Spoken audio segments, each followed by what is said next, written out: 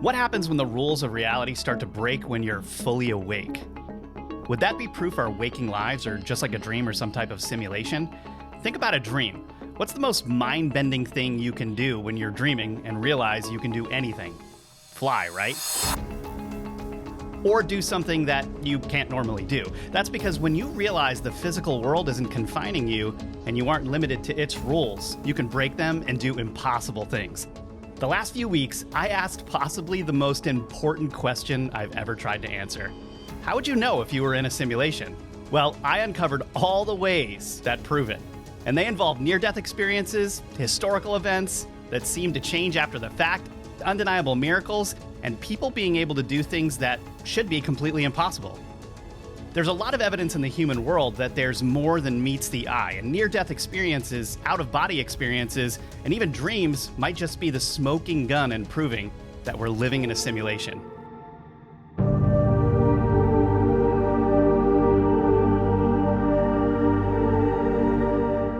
How would you know if you were in a simulation? The first way is probably the most obvious, which is historical proof. There'd be evidence that the past had changed or that reality was in flux. Have you ever heard of the Mandela effect? It's a phenomenon where people's memories of past events don't match up with reality.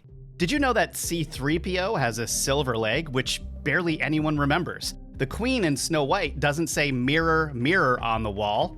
Pikachu's tail isn't black, and Ed McMahon never worked for Publishers Clearinghouse. So the Mandela effect could be some type of historical proof we could be in a simulation. The Simpsons consistently predicting things before they happen is more proof for me, but that conversation is for another day. Another way you'd know if you were in a simulation is physical proof. Events nobody can explain would be happening. Well, stars are beginning to disappear and the Milky Way is moving away from everything around it at breakneck speeds. In fact, we're now abutting a vast, growing void, and nobody's sure why our galaxy is being quarantined. My best guess is that until we clean up our dumpster fire of a planet, we're not being allowed to contaminate the rest of the universe, but leave me your best theory in the comments. And while you're at it, remember to like and subscribe to the Metaphysical channel to make sure you don't miss out on any updates or content drops. All your support lets us keep making this content, so thanks a lot for watching. Now, we're also seeing quantum computers being able to access other dimensions. This could be evidence that our dimension is one of many out there, a part of a vast multiverse we don't understand. Who knows how those other dimensions affect ours, and vice versa? The shadows of these parallel worlds overlap with ours. And if we're smart enough, we can dive into them and grab their resources and pull them back into ours to make an effect in our world. Some people hear simulation theory and immediately assume we're all in a matrix created by advanced AI computers. Well, I'll get back to the computer simulation theory later, because this goes way beyond a simulation that's just technological. If we're looking for physical proof of a simulation, we have to look at our own bodies because there would be physiological effects, right? And that's where near-death experiences come in. Did you know that a shockingly high number of near-death experiencers physically affect electricity after their experience? Think about that. Check out this list of electronics that malfunctioned around experiencers. Wristwatches, light bulbs, radios, TVs, batteries, electrical appliances, cell phones, and other electronic devices were all malfunctioning. And the theory is that there's some sort of electromagnetic effect after a near-death experience. It's so common to affect electronics, researchers did entire studies on it. From a study in 1992 to studies in 2008 and 2012, the percentage of experiencers went from 25% to 70%. So it's possible that the more electronics there are around us to be affected, the more we may hear about this phenomenon. And there certainly are more electronics these days. There's really no explanation for that. Are these people operating on a slightly different dimensional plane, just enough to not sync up with their surroundings? Is it some sort of unseen force, other beings or effects from other dimensions affecting them? Or is it just that higher energy comes out in electromagnetic phenomena sometimes? Want more evidence? Have you ever heard of the observer effect? The observer effect is a weird phenomenon discovered in physics where the act of just observing an event or a particle can actually change its nature. For example, physicists have long wanted to understand how light works. Sometimes light acts like a particle, and sometimes it acts like a wave. So they designed an experiment to figure out once and for all how it all works. A light source like a laser beam was shined at a plate with 2 slits in it. Well, you'd expect for the light to pass through those 2 plates and leave 2 lines on the wall behind it, right? This is where things get a little bit weird. If the light were acting like particles of light, the 2 lines should be created. But if it were more like a wave of light than particles, then when the wave passed through the 2 slits, it would create an interference pattern like bands of bright and dark on the back wall. So which was it, a particle or a wave? Well, it depended on whether there was an observer watching. And when there was an observer, it affected which way the photons behaved. 2 states existing simultaneously is evidence of the simulation theory because it's proof that there's more than what we can observe in the physical world. How can something exist as both a wave and a particle at the same time and only settles on one when someone observes it? So what does this mean about consciousness? Does the mind have an effect on reality? We shouldn't be able to affect dimensions beyond where we are, like the atomic realm. But what if our thoughts actually do? That led me to the next way we'd know if we were in a simulation, non-physical proof, where people's minds and bodies are capable of doing things that should be impossible. A study from the University of Virginia's lead researcher of near-death experiences found that, quote, many near-death experiencers report increased paranormal phenomena, such as out-of-body experiences, apparitions, extrasensory perception, precognition, healing, and mystical experiences. Now that's fascinating. Like I said, when you realize the physical world isn't confining you and you aren't limited to its rules, you can break them and do impossible things. Let's talk about non-physical proof of a simulation where people gain information outside the confines of their bodies. There's lucid dreaming, where people know they're dreaming and take control of the dream. I have 3 dream episodes that have gone pretty viral if you want to know more about the specifics of that. Then there's remote viewing, which is when someone is remotely from a distance perceiving events without physically traveling there. My co-host on the Metaphysical podcast, John Vivanco, is a professional remote viewer whose team has been hired by governmental and private agencies for years to work counterterrorism cases, solve complex problems, and locate corporate assets. Then there are things like psychic hits, knowing what's coming in the future or seeing what happened in the past. And those are definitely harder to explain if there's nothing more than this 3D world. Just take this 17-year-old boy who almost died drowning. During his experience, he visited a site of a former Nazi concentration camp in Germany and heard the cries and screams of tormented souls. He also experienced a life review in which he saw his whole life so far, and amazingly, he saw scenes from the future as well. Of course, the only event that we can confirm today is the Nazi concentration camp because we know what happened in those camps. But if he really could experience those events firsthand in sort of an out-of-body experience like that, it's pretty much proof there was a glitch in the Matrix. Oh, déjà vu. That might actually be the case because it's not just certain medical patients who have near-death experiences. It happens all over the place, and doctors, researchers, the Stanford Research Institute, and the CIA were all interested in it. Yeah, I said the CIA. Did you know that remote viewing research was being conducted as far back as the 1960s, and that these groups teamed up with the Monroe Institute, which became the leader in remote viewing research in the 80s? All of these groups were interested in out-of-body experiences, lucid dreaming, and the kinds of events that happen in near-death experiences. So my question is, why would they study it so intensely and secretly if it weren't real? And what are the implications if they proved we are in a simulation and could hack it? If this is getting too far into speculation, let's pull it back to why near-death experiences are important at all. Again, they are non-physical proof of our reality being an illusion. So how do we know something non-physical is true? Well, for one, this phenomenon needs to be repeatable. And indeed, they are. Bruce Grayson was the pioneer in near-death experience research in the 80s. He created an official NDE scale used around the world to determine if someone is having a near-death experience. Grayson found that 10% of people whose hearts stop reported near-death experiences. That's a huge percentage. And that's only cardiac events. A study of people in 35 different countries reported that 10% of all people have them. And a study from the Journal of the Missouri State Medical Association found that 17% of those who nearly die report them. Okay, if that's working with too many millions of people, let's look at a smaller scale, like a nation. A survey of 2,000 Germans in 2011 showed 4% having near-death experiences. A 1982 Gallup poll said 15% of all Americans who'd almost died reported them. A 1992 poll reported that 13 million Americans, or 5% of the population at the time, had experienced them. Americans were having 774 near-death experiences per day as of 1992. Think about that. By 2015, that would be up to potentially 19 million. These numbers are absolutely mind-blowing. So in terms of repeatable, yeah, I'd say it's confirmed.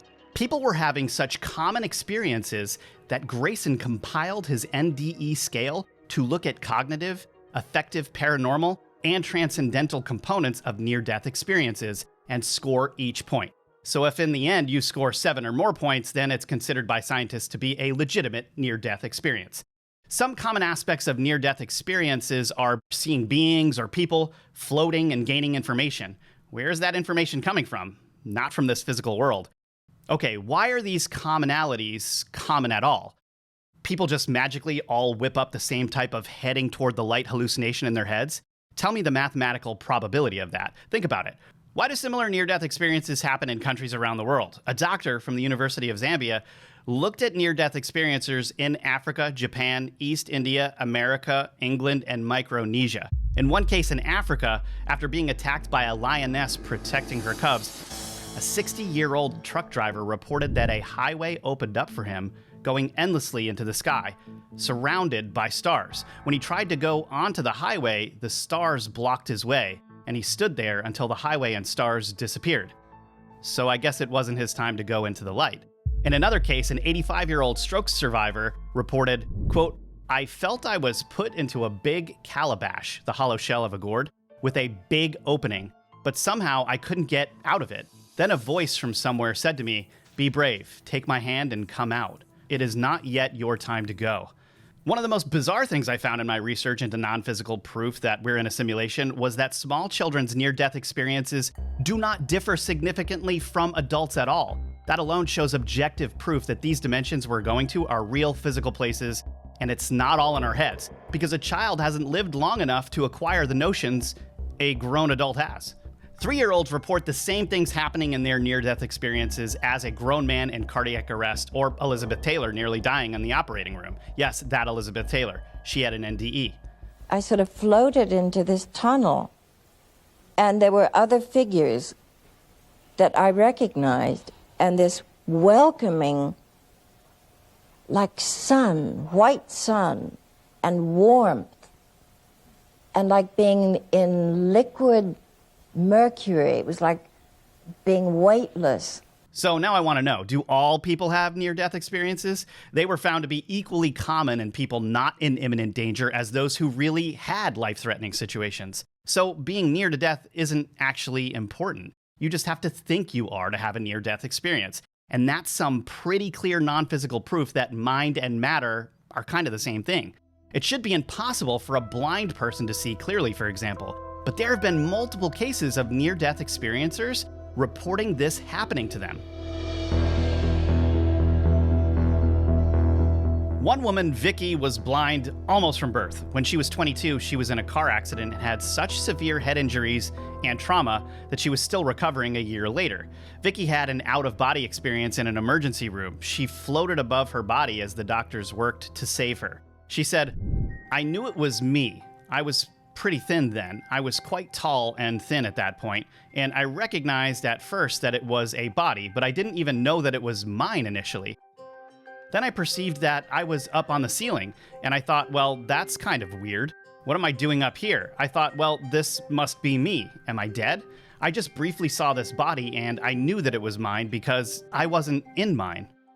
Let that sink in. A person blind from the first days of her life, seeing things in an NDE. This normally blind woman exactly described what her wedding ring looked like, with orange blossoms on the corners. She said she was pulled through a tunnel and emerged in a grassy place with people of light.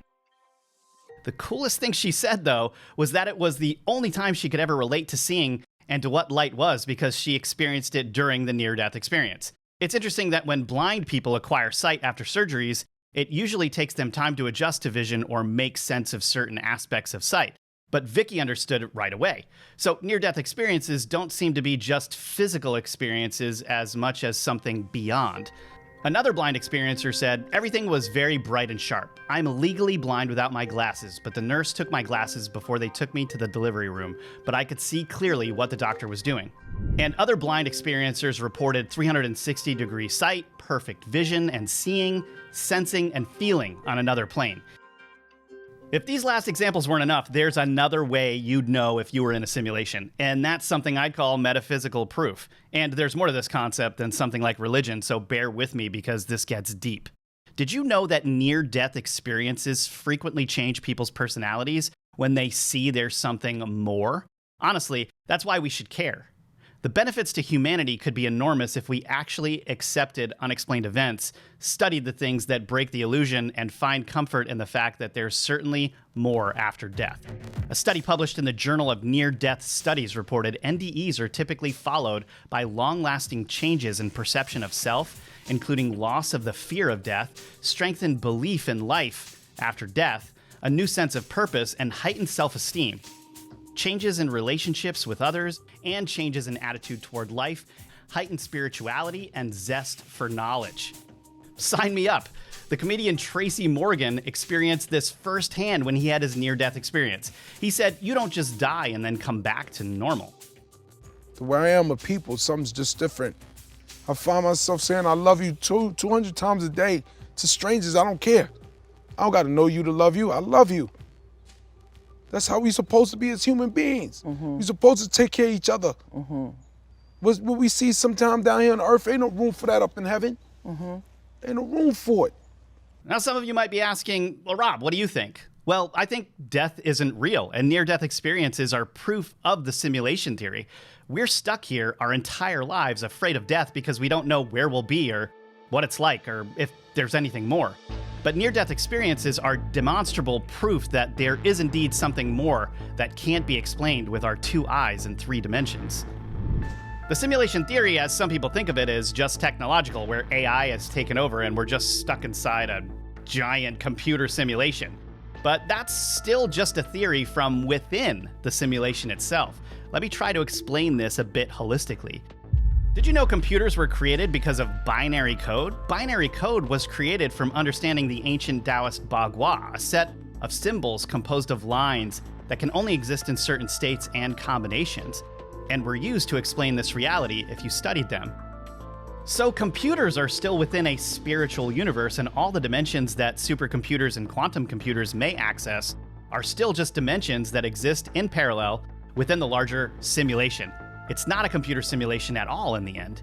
We exist in an Inception-style simulation within a simulation. And until we break out of this world, we're doomed to be trapped in it, stuck here. The reason near-death experiences are so cool is that it shows humankind something they're not used to thinking about, that this world is just a veil. The Buddha called it a world of delusion. Science has discovered through the double slit experiment and the observer effect that by looking at something, it fundamentally changes it. Wouldn't that suggest there's larger intelligence of some kind, even if it's in a way that's outside our current understanding of how things are governed in the other dimensions and realities? And that's exactly what I explored in my next episode on inducing out-of-body experiences. Because in researching near-death experiences, I realized that they bring a lot of comfort to people who are afraid to die, but they also bring a wealth of knowledge about the human mind, weaponry, and information acquisition to the private companies and militaries of the world. Hold on to your hats for that one, because I found everything from Nazi research to secret CIA collaborations with psychic research institutes, and it just might change everything we think we know about how we relate to this reality. But what do you think? Have you ever had a near-death experience? Leave me a comment with your story, because the comments on my Dreams episodes have been pretty incredible to read about. And even though it took a lot of words to explain all of this in this episode, I think Tracy Morgan got it right. Love and compassion might just be the #1 thing that exists outside of reality, like a universal currency. I don't think he was wrong when he said, quote, "What we see sometimes down here on Earth ain't no room for that up in heaven. There ain't no room for it." Maybe all this garbage here is weighing us down, and compassion is how we all elevate. It's pretty simple, right? If you like this episode and want more, please consider supporting my work by pledging on our website, themetaphysical.tv. With your help, I can make more videos, more merch, which I design myself, and also more exclusive episodes. You can also get a bag of delicious metaphysical coffee every month if you want your mornings to be interstellar. Remember to like and subscribe to help the channel grow as well, and if you want to hear longer conversational episodes right on YouTube, our Metaphysical podcast has you covered. With that, I hope you thought this episode was out of this world, or out of the simulation.